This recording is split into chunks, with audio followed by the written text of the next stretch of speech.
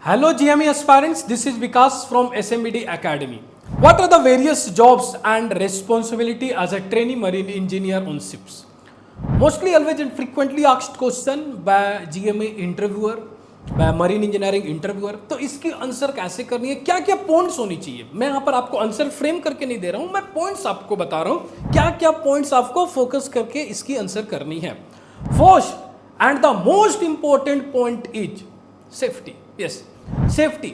जब आप safety point of view से बात करते हो ना, तो ये दोनों साइड से स्ट्रांगली एग्री होता है, कंपनी के पॉइंट ऑफ व्यू से भी एंड आपके अपने पॉइंट ऑफ व्यू से. सी, सेफ्टी एक ऐसी थिंग्स है जो कंपनी भी चाहता है कि each and every employee safety follow करे एंड आपको भी अपने लिए सेफ्टी फॉलो करनी है. तो ये बहुत ही स्ट्रांगली एग्री वर्ड होता है दोनों तरफ से. तो अब जब सेफ्टी आप बोल रहे हो तो ऐसे तो नहीं है कि जस्ट आप बोलोगे सर सेफ्टी. ऑफ कोर्स वहां कुछ एक्सप्लेनेशन दोगे. तो safety in terms of yes your own PPE. What is PPE? Please comment it below. Clear? Your own PPE. Safety in terms of locations of different safety devices like safety components like location of lifeboat, location of life raft, nearest escape door from your accommodation. Clear? And various kinds of safety like pump room location, fire station, emergency generator room. These are the various safeties. Safety in terms of engine room के terms of view से भी आपको बताना है कि sir engine room में मुझे पता होना चाहिए. अगेन इंजन रूम में भी एक एस्केप डोर होता है, वो कहां पर है आपको पता होना चाहिए. ईसीआर में क्या क्या different kinds of fire extinguishing system है, please comment it below. ECR में कौन सी fire extinguishing portable fire extinguishing system होती है, please comment it below. So these are the things जो आपको basic safety point of view से आपको पता होना चाहिए. मैं ये नहीं बोल रहा हूं कि आप मशीनरी सेफ्टी के बारे में वहां पर बातें करो, बट बेसिक सेफ्टी जहां पर आपकी सर्वाइवल डिपेंड करती है. तो इससे क्या है कि कंपनी को भी लगेगा ओके ये सेफ्टी कॉन्शियस गाय है, तो वो सिंपल है, वो भी सोचेगा ओके ठीक है. काफी सारे डाउट्स क्लियर हो जाते हैं यार जब आप सेफ्टी पॉइंट ऑफ व्यू से आंसर करते हो. तो क्योंकि आजकल जितने मींस जब इंसिडेंट्स होते हैं ना, तो आपकी अगर मैं बोल रहा हूं 100 इंसिडेंट्स हो रहे हैं तो 80 to 90 इंसिडेंट्स तो सेफ्टी के चलते होते हैं क्योंकि उसने सेफ्टी प्रॉपर फॉलो नहीं किया. अब चलो, अब सेकेंड थिंग, जैसे ही सेफ्टी के बारे में बता दो 40-45 सेकेंड्स तक बताओ सेफ्टी के बारे में, उसके बाद आपको किस पॉइंट पर आना है, आपकी जॉब. मैंने काफ़ी सारे स्टूडेंट्स के इंटरव्यू लिए हैं, वो स्टार्ट ही करते हैं कि सर जनरेटर में मैं वर्क करूंगा, प्यूरीफायर में मैं वर्क करूंगा. Clear? No, it is not like that. Safety, उसके बाद आपको क्या आंसर करना है, सेकेंड पॉइंट आपकी आनी चाहिए योर जॉब. क्या क्या होता है जॉब ट्रेनी मरीन इंजीनियर की या इंजन कैडेट की? आपको ईच एंड एवरी सिस्टम की आपको लाइन ट्रेसिंग करनी है. सी वाटर सिस्टम्स होता है, जैकेट कूलिंग वाटर सिस्टम्स होता है, एयर सिस्टम होता है, स्टीम सिस्टम्स होता है, क्लियर, हाइड्रोफोर्स सिस्टम्स होता है. ईच एंड एवरी सिस्टम की आपको लाइन ट्रेसिंग करनी है. Fuel oil system, lube oil system. Clear? तो इससे क्या होगा, आपको इंपॉर्टेंट वाल्व्स मार्क करनी है. आपको पता होना चाहिए कि उन वाल्व्स की पर्पज क्या है.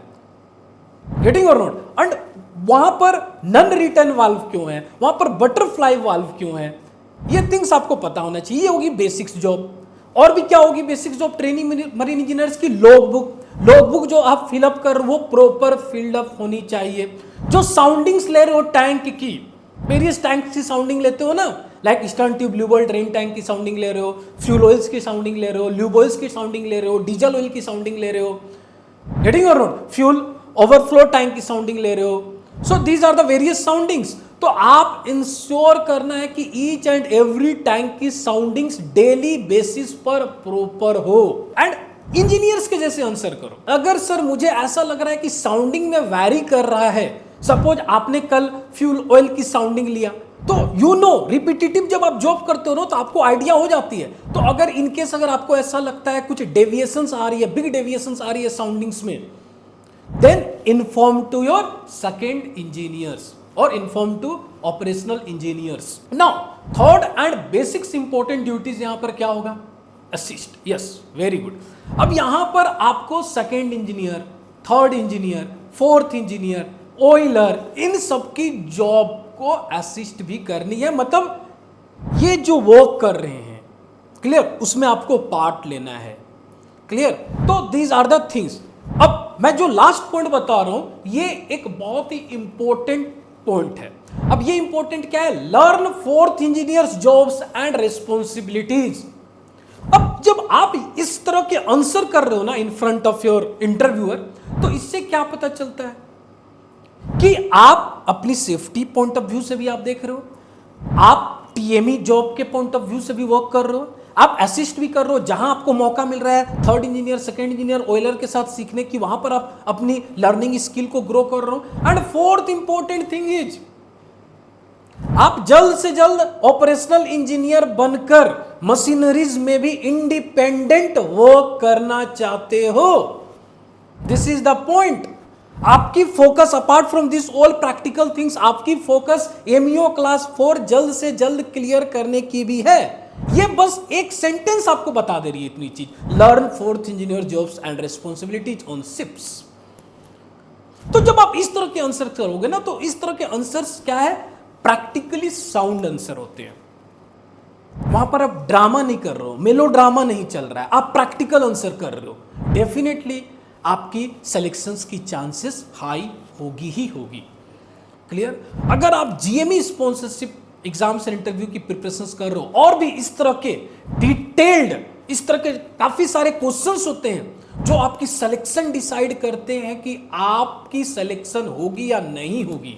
एंड हमेशा याद रखना है, एक राइट टाइम, राइट एज और एक राइट कंपनी में स्पॉन्सरशिप लेना इज मस्ट। इसके लिए आप एसएमबीडी एकेडमी ज्वाइन करो। मैं तो यहां पर आता हूं, लोगों को बोलता हूं रिगार्डिंग एसएमबीडी एकेडमी, क्योंकि हम बहुत अच्छा करेंगे। यस, डेफिनेटली हम करेंगे। आप आओ, आप यहां पर ट्रस्ट के साथ आओ, हम यहां पर आपके लिए हैं, क्लियर। चलो, wish you all the best for your upcoming exams and interview. Thank you.